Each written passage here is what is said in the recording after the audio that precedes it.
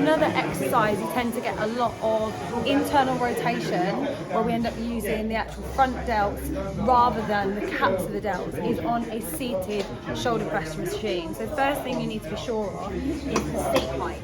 So set yourself up in a position where you can comfortably get your shoulders against the pad here, rather than feeling like you're rolling forwards. So first and foremost, seat height, get your palm set onto the bar here and check that there's no break in the wrist. Lots of people try and bring their elbows far too far down and then end up rotating to internally here.